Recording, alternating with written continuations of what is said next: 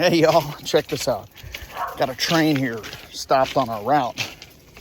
But man, it looks like it's almost the whole walk of the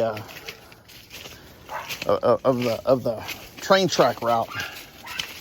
So Marley's kind of freaking out. What are you doing freaking out? I just gave her a bath. But it's kind of noisy on this track here. Here it goes. Look at this. Here it goes. Look at that.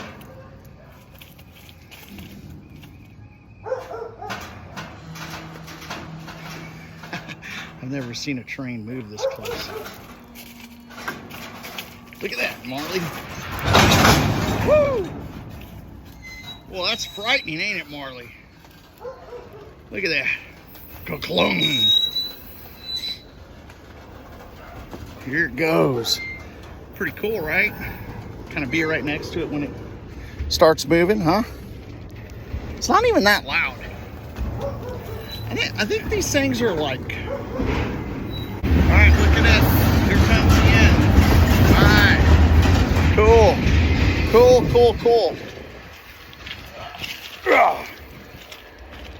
Get up here. Come on, Marley. So, well, some good news. I received around $40 from my video for my brother-in-law.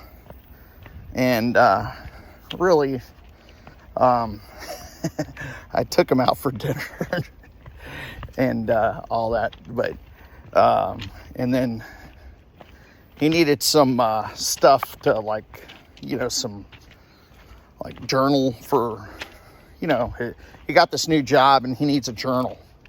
So I bought him some stuff for his journal and an iPad. I think I spent more than $40, but anyhow, thanks for all those who donated. Nothing from the red deal.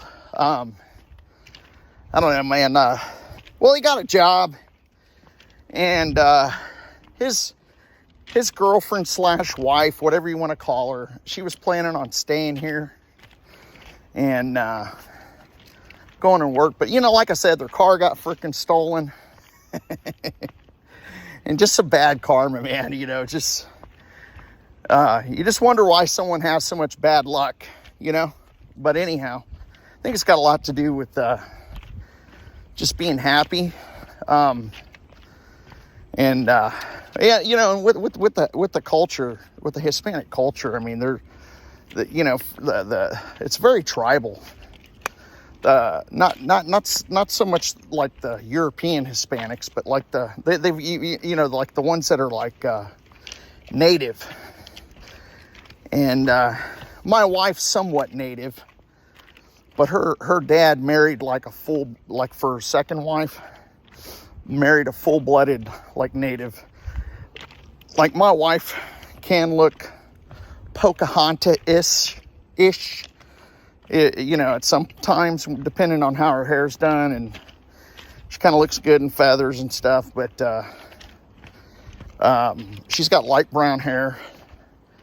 And her mom's same way with the cheekbones and stuff, but like my brother-in-law and his, you know, they all have that real, like the majority, very little Europe, you know, any kind of other blood than native in them. They got kind of thick beards for being native, but it's not like mine, how it's all full. I mean, theirs is thick in spots, like real, you know, but no mustache. So you know, he's definitely native, and they're very tribal.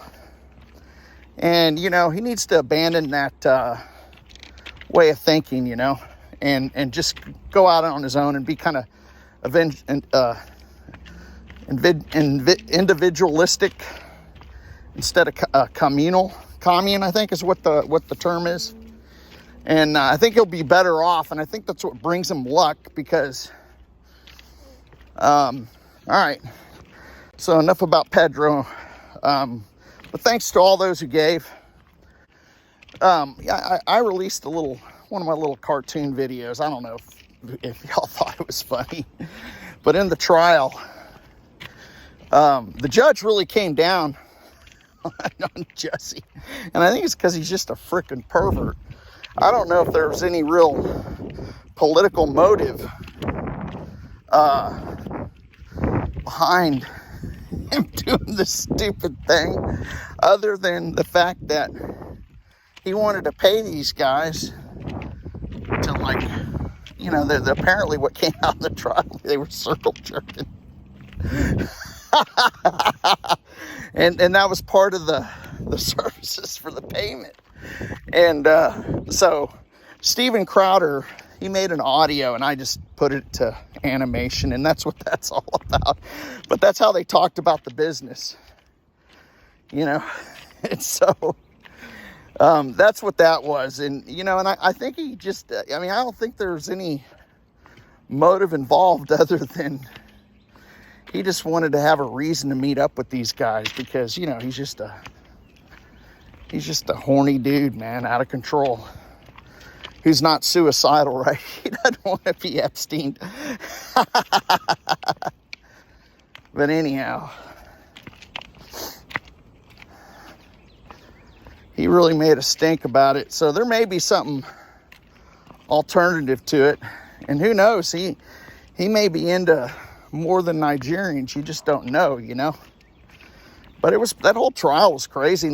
And supposedly there was like some intel out there that said that judge was supposed to let him off with like probation so there wouldn't be any rioting. But like Dave Chappelle said, we were supporting him through our silence because we clearly knew that he was lying. So yeah, because it was funny, you know, what Frenchman who happens to be black and who happens to be gay wanders out at like 2 o'clock in the morning for a walk in 16 below in Chicago and runs into 2 MAGA supporters with a noose.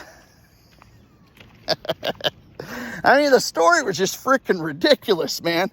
And I mean, when they were talking about like it was serious. But anyhow, I'm kind of glad that justice was served, and you know, they didn't let him off. I mean, but 150 days, and I guess it's state prison. I mean, that's going to be Club Med for the guy. I mean, he's going to enjoy it, you know. I'm sure we're going to have like a, oh, I was raped in prison kind of stories or whatever. I mean, but we'll see. I mean, we ain't going to have to wait too long for it. But you know, that's just, you know, I mean, you know, it's okay to be gay. It's okay to be straight, whatever. But, you know, and for a lot of people, it's not a problem, you know, choosing your sexuality. But when it is a problem, that's when you need to do something about it, right? So, you know, and that's with anything, just doing it in excess of anything, you know, like getting mad too easily or too much at everyone and taking it out on everyone, you know, that's bad. You know, going out and being with, you know, every woman, you know, if you're a guy that you can, and using them and being a player, that's bad. And same with women, using every man so you can have a ticket, right, to go out and nightclub and pay your cell phone bill or whatever. You know, that's the deal. So, 'cause, you know, and the only reason I mention it like that is because after I got divorced, my second time, I was hit on by a lot of women, and it's because they and they're pretty and young, and it's because they want you to pay their cell phone bill and all that other stuff. You know, I mean, really, I want you to buy them a car and all that stuff, and it's crazy, man. My wife, she didn't ask for nothing when I met her, and she's like 8 years younger than me, and she was just sweet. And So what I did after I met her, you know, because she's from like an immigrant family, right? And she never really had a lot. I mean, she's very beautiful. She you know, she's been a model for like local San Antonio stuff here, you know. She goes and models. She has very pretty feet, and she poses her feet and her hands, and she, you know, her feet like all the way up to her knees. I mean, when I met her, she was, you know, the thing about her that kind of didn't do a good modeling career for her is because, you know, she's kind of large upstairs, you know, they're really, and so, you know, I think that's what prevented her, but because she's got a beautiful face, that's what prevented her from modeling. I mean, all my friends hit on her, dude, like, especially when they get drunk, you know, because she's really pretty. And, but she never asked me for anything. And, I was dating her. I just went up and gave her a kiss on the cheek and gave her my number. And I said, hey, I mean, I'd like to start dating with you. And she goes, you're probably just like all the other guys. And I go, well, I don't know. I mean, you'll have to find that out. If you think so, then you can react appropriately. But I just want to go out with you. Because at the time, I gave up going out without women for like 2 years. I didn't go out on a date for 2 years. My wife, when I met her, she didn't ask for anything. And I ended up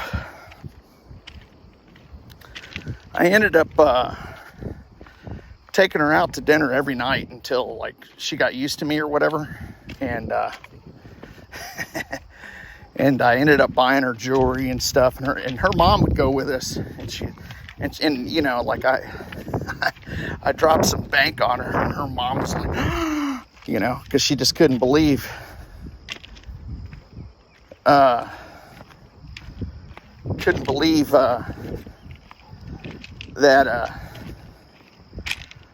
you know, that I was just spending that kind of money on her, and you know, and she wrecked her car, and I had an extra car, and I just kept the car because I was like, if my car broke down, I mean, it was like a 95 Toyota Corolla, and it got like 35 miles to the gallon.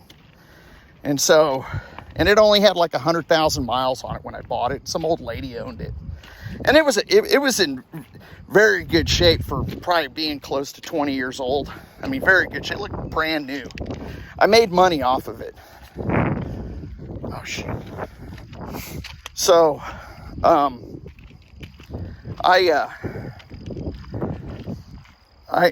let my wife drive that car, and we moved in together. She moved in together, and then we went and found a bigger house to rent, because my house is kind of small. The rooms are small and everything, and so I rented a house, and you know, it was a little bigger, and then we bought this house together that we live in, and you know, and so she was just been a really good wife, and my sister loved her and told all of her friends that she loved my wife, and they all told her that at the funeral, and I was lucky to have her. I mean, I was kind of jealous of my wife because my sister liked to hang out more with her than she did me, but that's okay, you know. I'm glad Susie was there to be a sister to her, you know. And but anyhow, so, well, I guess I'm just gonna wrap this up, but you know, good karma, and I don't know if it's some mystical force or anything, but you get what you get out of life what you put into it, and you treat people how you want to be treated, and you'll end up getting treated like that most of the time, unless you're, you know, unless like a Holocaust is going on or something. I mean, that's kind of like the outlier there, you know, genocide's going on. So anyhow, I mean, I said it, so y'all have a good day. Thanks.